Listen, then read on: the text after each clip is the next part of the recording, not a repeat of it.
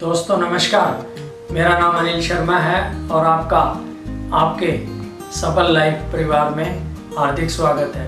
आज आपके सामने मैं एक ऐसा टॉपिक लेके आया हूँ जो बहुत ही हॉट टॉपिक है, बहुत ही गर्म टॉपिक है, बहस का टॉपिक है। लोग इस पर बहुत ज़्यादा सवाल पूछते हैं, बहुत ज़्यादा बहस करते हैं और बहस करें भी क्यों ना, क्योंकि ये टॉपिक ही ऐसा है, ये विषय ही ऐसा है।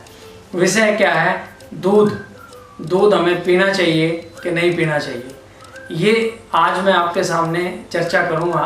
इस चर्चा के बाद आपको डिसाइड करना है कि दूध पीना चाहिए कि नहीं पीना चाहिए, क्योंकि दूध जो है अपने आप में पिछले कुछ सालों से लगातार इस बात का विषय रहा है कि बहुत ही पौष्टिक आहार है और इसको लेने से शरीर की संपूर्ण संरचनाओं पे असर पड़ता है, कोई दो राय नहीं है। तो मैं दूध को लेके एक एक टॉपिक पे आपके साथ बात करूँगा। आप उस टॉपिक को ध्यान से सुनिएगा, फिर समझिएगा, आपको पता चलेगा कि अब आपको दूध पीना चाहिए कि नहीं पीना चाहिए, और आखिरी में ये फैसला आपका ही होगा कि आपको दूध पीना चाहिए कि नहीं पीना चाहिए। दूध के बारे में सबसे पहले जो चर्चा मैं आपसे करूँगा वो करूँगा कि दूध क्या है। दूध जो है अपने आप में एक संपूर्ण भोजन है। क्यों संपूर्ण भोजन है? क्योंकि जब किसी भी मादा को, कोई भी माँ जब प्रेग्नेंट होती है, जब वो गर्भवती होती है, तो उसका जब शिशु पैदा होता है, जब बच्चा पैदा होता है, तो वो बच्चा जो है कुछ भी और भोजन ना लेके अपनी माँ का दूध ही ग्रहण करता है। इसलिए परमात्मा ने दूध को एक संपूर्ण भोजन के रूप में विकसित किया। लेकिन कोई भी दूध का उत्पादन ऐसे नहीं होता कि बिना गर्भवती हुए माँ के और बिना डिलीवरी हुए और दूध उसका आ जाए, ऐसा नहीं होता। पहले माँ गर्भवती होती है, फिर उसके बाद जो है वो अपने बच्चे को जन्म देती है और उस बच्चे के लिए भगवान ने एक व्यवस्था की, ईश्वर ने एक व्यवस्था की, और वो व्यवस्था है दूध। वो दूध बच्चा पीता कैसे है? सीधा माँ के स्तन से दूध बच्चे के मुंह में जाता है। अगर आप देखें तो उस दूध में और उस बच्चे के पीने में कहीं भी बीच में कोई गैप नहीं है। सीधा दूध बच्चे के मुंह में जाता है और बच्चा मुंह से उसको पेट में ग्रहण कर लेता है। ये दूध पीने की एक बहुत ही सरल, बहुत ही सुगम और बहुत ही एक ऐसी प्रकृति की तरफ से बनाई हुई क्रिया है जो हम रोज देखते हैं और करते हैं। लेकिन अगर दूध को बाहर निकाल लिया जाए तो क्या होता है? दूध जब बाहर निकाल लेंगे तो उसमें बहुत ज़्यादा बैक्टीरिया आ जाते हैं, बहुत ज़्यादा बैक्टीरियल फर्मेंटेशन हो जाता है। इसीलिए दूध को बाहर निकालने के बाद, दोहन करने के बाद रख दिया जाता है तो वो बैक्टीरियल सूप के तरीके से हो जाता है, और इसीलिए दूध को बाहर रखने के लिए बैक्टीरियल सूप कहा जाता है। लेकिन इसका तोड़ हमने निकाल लिया और हमने क्या किया? उसको गर्म कर दिया। गर्म करने के बाद क्या हुआ कि वो बैक्टीरियल जो कल्चर था वो तो कम हो गया, लेकिन दूध का जो कंटेंट है, प्रोटीन और फैट, वो गर्म करने से अलग अलग हो गए। इसलिए आप देखते होंगे कि दूध के ऊपर एक मलाई आ जाती है जो अलग से फैट को बताती है, और दूसरा उसका जो प्रोटीन है वो प्रोटीन अलग हो जाता है। ये जो क्रिया है ये भी एक नेचुरल क्रिया है, लेकिन इस क्रिया में क्या हुआ कि हमने दूध को एसिडिक कर दिया। अगर माँ के उससे दूध आता है, आंचल से दूध आता है सीधा, तो वो दूध जो है कहाँ होता है? वो एल्कलाइन होता है। लेकिन जब आप उसको गर्म कर देते हैं तो हाईली एसिडिक हो जाता है। और जब एसिडिक कंटेंट आप लेते हैं तो उसके विषय में मैं आपको आगे बताऊंगा कि जब आप एसिडिक कंटेंट लेंगे तो आपके साथ क्या होगा। जो दूध है उसकी जो फूड की वैल्यू है वो संपूर्ण वैल्यू है, यानी कि उसको संपूर्ण भोजन माना जाता है। आयुर्वेद में भी कहा गया है कि अगर आप भोजन पे भोजन करते हैं तो वो पाचन में बहुत भारी होता है या वो पचता नहीं है। तो अगर आपने दूध पी लिया है तो वो एक तरीके का संपूर्ण आहार कर लिया है। लेकिन आहार पे अगर आप आहार लेंगे तो वो खराब हो जाएगा। लेकिन आप अपनी दिनचर्या में देखिए, आप क्या करते हैं?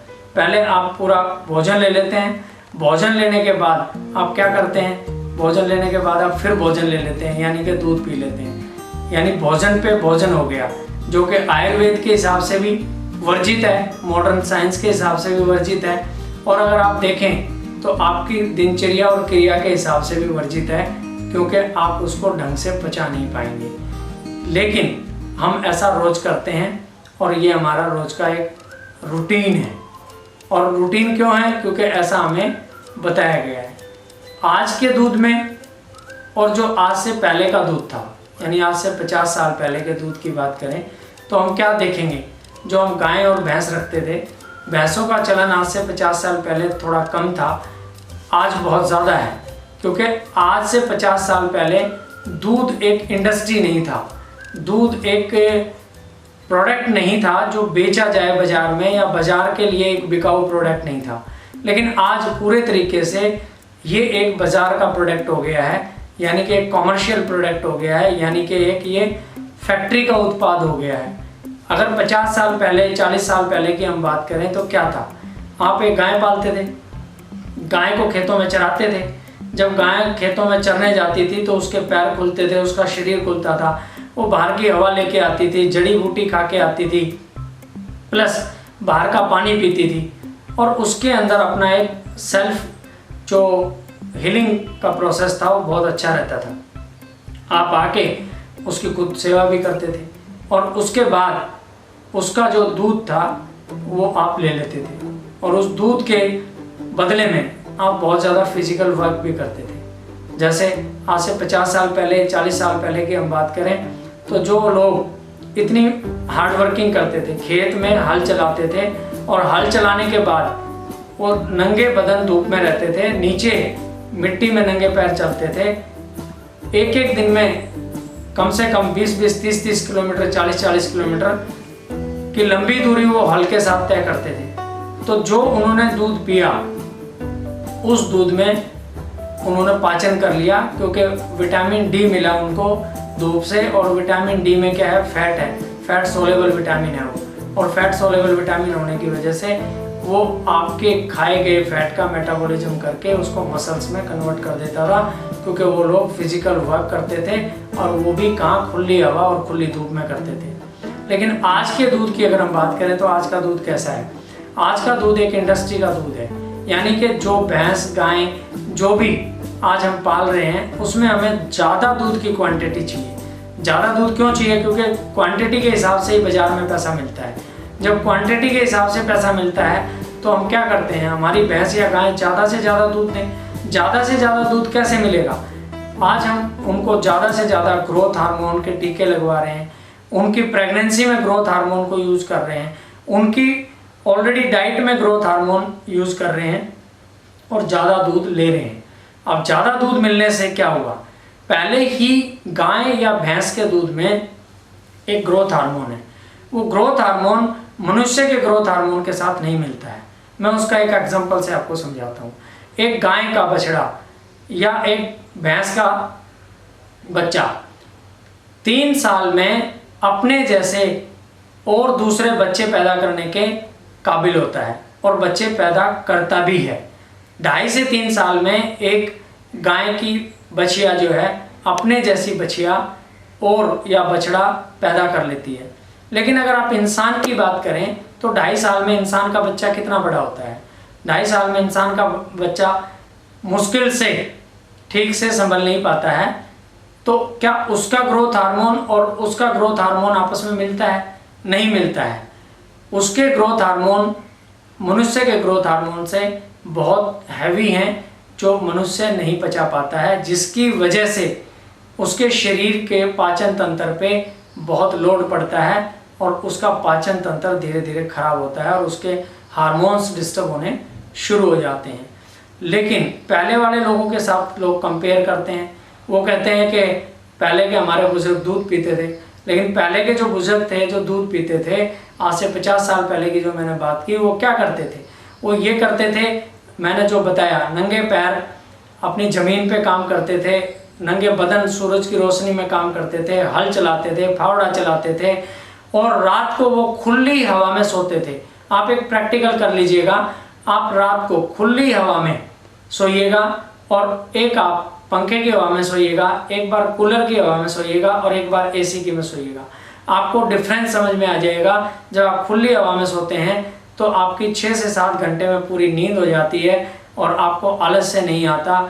लेकिन वही काम अगर आप पंखे के और कूलर के और एसी के नीचे करते हैं तो धीरे धीरे, पहले तो आपको अच्छा लगता है लेकिन धीरे धीरे आपका बदन टूटने लग जाता है। ये वो सच है जिसको हर इंसान जानता है। लेकिन फिर भी मानने के लिए कुछ ना आनाकानी है। आनाकानी इसलिए है क्योंकि दूध अपने आप में संपूर्ण भोजन होते हुए बड़ा ही टेस्टी प्रोडक्ट है और इसके बने हुए प्रोडक्ट भी बहुत टेस्टी हैं। क्यों? क्योंकि इसके अंदर संपूर्ण भोजन की गुणवत्ता है। अगर हम बात करें कि बहुत सारे लोग कहते हैं कि गाय हमारी माता है, गाय जो है माँ के रूप में पाली जाती है, लेकिन ये बिल्कुल पूर्ण रूप से मैं नहीं मानता कि सही बात है। क्यों नहीं है? क्योंकि अगर कोई माँ है तो आपने अगर उसको पाला है तो आप मुझे बताइए कि जो दूध है वो दूध उसके बच्चे के लिए आया या आपके लिए आया? परमात्मा ने अगर आपके लिए दूध देना होता तो वो दूध क्या करता? वो बिना उसकी प्रेगनेंसी के, बिना डिलीवरी के आपको दूध देता। लेकिन ऐसा नहीं होता। आप 10 साल से गाय रखिएगा, अगर वो प्रेग्नेंट नहीं होगी, डिलीवरी नहीं होगी तो दूध नहीं देगी। लेकिन वो प्रेग्नेंट होगी और फिर उसकी डिलीवरी हो जाएगी और नया जीव जो आएगा इस दुनिया में वो दूध उसके लिए है। लेकिन हम क्या करते हैं? गाय के पैर बांधते हैं, फिर उसका दूध निकालते हैं और फिर उसको माता कहते हैं। अगर गाय के पैर बांध के हम दूध निकाल लेते हैं और सारा दूध निकाल लेते हैं तो ये कहाँ की जो है एक आध्यात्मिक वैल्यू है। दूसरी बात कि आप जब उसके बछड़े को या बछिया को उसके पास छोड़ते हैं तो वो अपने दूध को रिलीज करती है क्योंकि उसकी ममता उसके लिए बनी है। लेकिन हम क्या करते हैं? थोड़ी देर उस बछड़े या बछिया को लगा के, उसके बच्चे को लगा के और फिर उसको पीछे खींच लेते हैं। इस सारे सीन को क्या वो गाय, जिसको आप और हम माँ कह रहे हैं, क्या वो नहीं देखती? वो देखती है। देखती है तो उसका उस टाइम पे कैसा हार्मोन होगा? क्या नाराज़गी का हार्मोन होगा? क्या वो आपसे नाराज होगी या आपको आशीर्वाद दे रही होगी? वो दूध उसने बच्चे के लिए रिलीज किया था, बच्चे के लिए दिया था, लेकिन वो दूध बच्चे के लिए ना लेके आपने उसका बच्चा उसके सामने से छीन लिया, हटा दिया और वो सारा दूध आपने निकाल लिया। तो अगर आध्यात्मिक बात भी करें तो ये दूध जो है आप जो निकाल रहे हो उस टाइम पे उसके हार्मोन जो है वो आपके फेवर में नहीं है, वो बदलते हैं, 100% बदलते हैं। इसमें कोई भी शंक और संशय नहीं है। तीसरी बात, अगर हम किसी भी तरीके से जो दूध का इस्तेमाल कर रहे हैं, चाहे उसको दही के रूप में ले रहे हैं, चाहे उसको दूध के रूप में ले रहे हैं, चाहे छाछ के रूप में ले रहे हैं, उसका जो बेसिक प्रोटीन है उसमें एक प्रोटीन है जिसका नाम है केसिन प्रोटीन। और केसिन प्रोटीन कैसा है? Casein protein slow digesting protein है। स्लो डाइजेस्टिंग प्रोटीन होने के मतलब ये है कि वो प्रोटीन आपके शरीर में धीरे धीरे धीरे धीरे हजम होगा। ऐसा क्यों है? क्योंकि भगवान ने बच्चे को जब पैदा किया तो उस बच्चे को माँ के दूध पे ही रखना है, माँ के दूध से ही उसकी ग्रोथ करवानी है। तो उसके लिए एक बहुत ही स्लो डाइजेस्टिंग और हैवी प्रोटीन का इंतजाम किया और वो केसिन प्रोटीन है। उस हैवी प्रोटीन को इसलिए दिया कि बच्चे को बहुत बार बार भूख ना लगे और बच्चा ग्रोथ कर ले। लेकिन उस प्रोटीन को हजम करना इतना आसान नहीं है। क्यों नहीं है? क्योंकि वो हैवी है। उस प्रोटीन को हजम करने के लिए भगवान ने एक व्यवस्था दी। भगवान ने क्या व्यवस्था दी? आपके गले में जब बच्चा पैदा होता है तो उसके गले में एक रेनिन नाम का केमिकल दिया। आप देखते होंगे कि जब बच्चा दूध पीता है, छोटा होता है, दूध पीता है और पी के कभी उल्टी कर देता है तुरंत, तो आप उसका दूध जो देखेंगे वो फटा हुआ दूध वापस आता है मुंह से। और हम कहते हैं अगर दूध फटा हुआ आ रहा है तो बच्चा स्वस्थ है, यानी ठीक है, बढ़िया है। क्यों ऐसा हम इसलिए मानते हैं? क्योंकि वो फटा हुआ दूध है तो बच्चा, इसका मतलब ठीक है। वो दूध किसने फाड़ा? वो दूध रेनिन नाम के उस केमिकल ने फाड़ा जो उस बच्चे के गले में था। ऐसा क्यों हुआ? क्योंकि उस प्रोटीन को वो आसानी से डाइजेस्ट कर ले, इसलिए परमात्मा ने गले में ऐसी व्यवस्था की।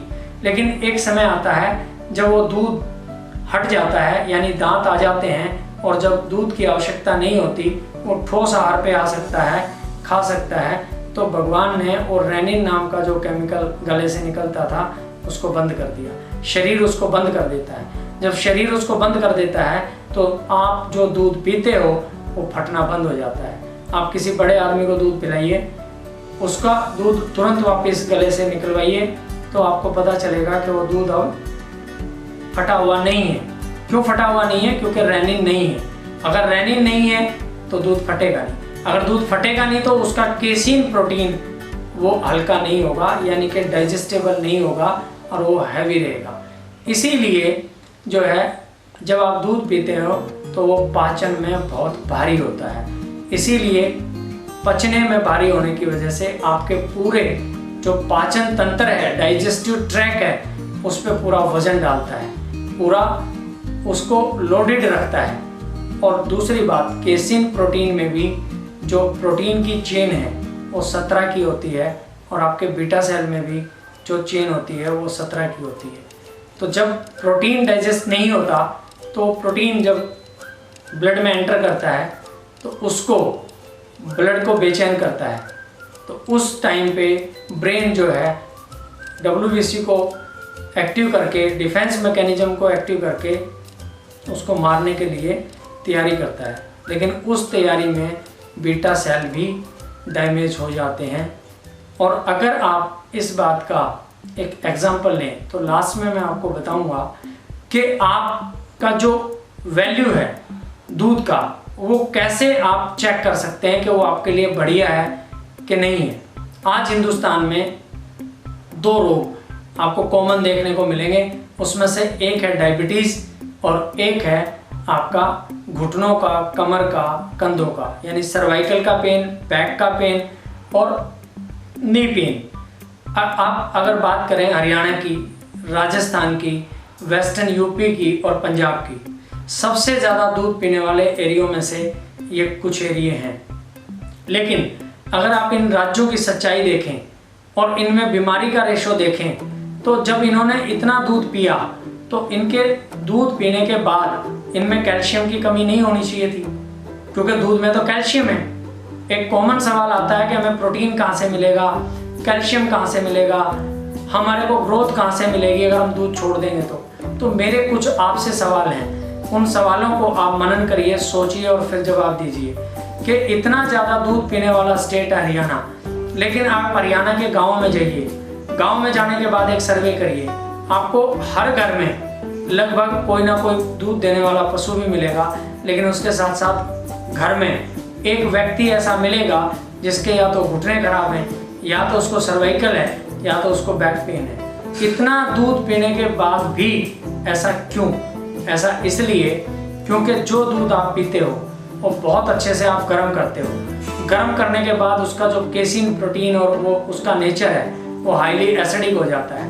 जब आप उस दूध को पीते हो तो वो एसिडिक दूध आपके शरीर में जाता है। जब एसिडिक दूध आपके शरीर में जाएगा तो उसी दूध से ब्लड का भी निर्माण होगा, बाकी चीज़ों का भी निर्माण होगा। तो वो जो निर्माण होगा वो एसिडिक होगा और आपका ब्लड धीरे धीरे एसिडिक हो जाता है, ब्लड गाढ़ा हो जाता है। जब ब्लड एसिडिक हो जाता है और गाढ़ा हो जाता है तो क्या होगा? ब्लड एसिडिक और गाढ़ा नहीं रह सकता। ब्लड एसिडिक नहीं रह सकता तो क्या करेगा ब्लड जो है अपने आप को एल्कलाइन करने के लिए आपकी बोन से कैल्शियम ले लेता है। बोन से जब कैल्शियम लेता रहेगा तो आपकी बोन वीक हो जाएंगी, और बोन अगर वीक होंगी तो ये जो दर्द मैंने आपको बताए हैं, सर्वाइकल का, घुटनों का या कमर का, ये आएंगे ही आएंगे, इसमें कोई दो राय नहीं है। अब मैं आपको एक उदाहरण से समझाता हूँ कि जो कैल्शियम है, दूध का कैल्शियम आपको कैसे नहीं मिल पाता। ऐसे नहीं मिल पाता कि मान लेते हैं 200 मिलीग्राम कैल्शियम है। कैल्शियम के बारे में शरीर में 2 क्रियाएं होती हैं, एक होता है ऑस्टियोब्लास्ट, एक होता है ऑस्टियोक्लास्ट। ब्लास्ट का मतलब होता है आपके शरीर में जो जमा कैल्शियम है वो बाहर निकल जाएगा, और जो क्लास्ट है उसका मतलब होता है जमा होना। जो जेंट्स हैं, जो मर्द हैं, उनमें ये कैल्शियम का ऑस्टियोक्लास्ट 35 साल तक ज़्यादा होता है, और जो लेडीज हैं उसमें 30 साल तक क्लास्ट ज़्यादा होता है। क्लास्ट का मतलब होता है जमा करना। हड्डियों में कैल्शियम का जमा होने का जो रेशियो होता है वो ज़्यादा होता है। औरतों में 30 साल के बाद और आदमियों में 35 साल के बाद ब्लास्ट ज़्यादा हो जाता है और क्लास कम हो जाता है। इसको दूसरे एग्जाम्पल से समझाता हूँ। जब एक बच्चा कवारा होता है, नौकरी लग जाता है और उसकी शादी नहीं हुई होती है, तो उसके खर्चे कम होते हैं और उसकी तनख्वाह ज़्यादा होती है। तो खर्चे कम होंगे, तनख्वाह ज़्यादा होगी तो बचत ज़्यादा होगी, वो अपने पैसे बचा पाएगा। लेकिन अगर उसकी शादी हो जाती है, फिर बच्चे हो जाते हैं, तो वही तनख्वाह उसके लिए धीरे धीरे कम पड़ जाती है। क्यों? क्योंकि अब उसका ब्लास्ट ज़्यादा हो गया, यानी खर्चा ज़्यादा हो गया, जमा कम हो गया और खर्चा ज़्यादा हो गया। ऐसे ही हमारे शरीर में एक उदाहरण लेते हैं। आपने 200 मिलीग्राम दूध पिया और उसमें मान लेते हैं एक एग्जाम्पल से कि 200 मिलीग्राम में 200 मिलीग्राम कैल्शियम था। 200 ग्राम दूध में 200 मिलीग्राम कैल्शियम था। 200 मिलीग्राम कैल्शियम आपने इसलिए दूध इसलिए पिया कि 200 मिलीग्राम कैल्शियम मिलेगा। लेकिन जैसे ही आपने वो दूध पिया, वो हाईली एसिडिक था। एसिडिक होने की वजह से उसको आपके ब्लड में उसने एसिड पैदा किया, और जैसे ही एसिड पैदा किया, उस एसिड को न्यूट्रलाइज करने के लिए उसका कैल्शियम यूज हो गया। एक समय आता है कि वो 200 मिलीग्राम जो कैल्शियम आपने लिया वो कम पड़ गया, और जो बाकी का कैल्शियम कम पड़ा वो उन्होंने बोन से ले लिया। इसीलिए हरियाणा में सबसे ज़्यादा दूध पीने के बावजूद भी सबसे ज़्यादा हड्डियों के रोग मौजूद हैं, और ये एक लाइव कंटेंट है। ये ऐसा नहीं है कि मैं कह रहा हूँ, ये आप जाके खुद देख सकते हैं और आपको पता भी है। अब बात आती है एक दूसरी कि कैसे पता चले कि हमारी बात में कोई सत्यता है या नहीं है, या कैसा पता चले कि दूध अच्छा है या खराब है। मैंने पहले ही बताया आपको वीडियो के स्टार्टिंग में कि आपको खुद फैसला लेना है कि दूध आपके लिए अच्छा है कि खराब है। आप पिएंगे कि बंद करेंगे, ये आपको देखना है। कैसे देखेंगे आप किसी एक डायबिटीज़ के पेशेंट को या किसी एक गैस बनने वाले पेशेंट को, जो कॉमन कॉज है आज हर एक आदमी कहता है कि मेरे को कुछ फर्क नहीं पड़ रहा, बस थोड़ी सी गैस बनती है। गैस कब बनती है? जब कोई आइटम सड़ता है। जब कोई आइटम पेट में जाएगा, आप उसे खा लेंगे या पी लेंगे और वो सड़ जाएगा। तो जब सड़ जाएगा तो क्या होगा? आपको गैस बनाएगा, और गैस आपको क्या करेगी? बेचैन करेगी। आप डायबिटीज़ के पेशेंट को और जो दूसरा गैस का पेशेंट है उसको, और जो घुटनों का पेशेंट है उसको, आप उसके 3 महीने दूध बंद करिए। दूध और दूध के बने हुए आइटम को बंद करिए। दूध और दूध के बने हुए आइटम को बंद करने के बाद आप देखेंगे विदिन 15 डेज आपकी गैस में 50% रिलीफ आ गया, आपके घुटनों में 50% रिलीफ आ गया, आपके कमर दर्द में 50% रिलीफ आ गया, आपकी गैस और आपकी डायबिटीज़, आप 25 से 30% डायबिटीज़ उसी दिन कम हो जाती है जिस दिन आप दूध और दूध के पूरे प्रोडक्ट को अवॉइड कर देते हो। दूध में जो वैल्यू है वो क्या है? दूध आपको 3 चीज़ें मुख्य रूप से देता है। पहली चीज़ वो आपको देता है फैट। फैट में कोलेस्ट्रॉल देता है जो आपको नहीं चाहिए। अगर किसी आदमी को हम बोलें क्या आप एक्स्ट्रा कोलेस्ट्रॉल खाना चाहोगे, तो इतना समझदार है, वो कहता नहीं खाऊंगा। लेकिन दूध पी रहा है तो निश्चित है कि उसको कोलेस्ट्रॉल तो जा ही रहा है, इसमें कोई शक और दोहराई वाली बात नहीं है। जब हम उसको कहते हैं कि क्या आपको एक्स्ट्रा फैट चाहिए, तो कहता नहीं चाहिए, लेकिन दूध पी रहा है तो उसमें फैट जा ही रहा है। तो मुख्य रूप से कोलेस्ट्रॉल और फैट आपको मिलता ही मिलता है। अब बात आती है प्रोटीन की। प्रोटीन भी मुख्य रूप से दूध से मिलता है, लेकिन 25 साल तक आपके शरीर का निर्माण होता है। 25 साल के बाद आपका निर्माण बंद हो जाता है। उसके बाद शरीर की ग्रोथ नहीं होती। उसके बाद शरीर को मेंटेनेंस के लिए चाहिए, और मेंटेनेंस के लिए इतना प्रोटीन नहीं चाहिए जितना प्रोटीन आप दूध के थ्रू ले रहे हैं। तो वो प्रोटीन को पचाने में आपके डाइजेस्टिव सिस्टम में ताकत नहीं है, इसीलिए गैस बनती है। आप इस बात को माने या ना माने, आप मान लेंगे कब? जब आप 3 महीने दूध छोड़िए, आपका गैस का रेशो कम हो जाएगा। क्यों हो जाएगा? क्योंकि अब आपके डाइजेस्टिव ट्रैक्ट पे उस प्रोटीन को और उस फैट को पचाने का लोड आपने कम कर दिया है। अब मुख्य रूप से जो आती है बात, वो आती है कैल्शियम की।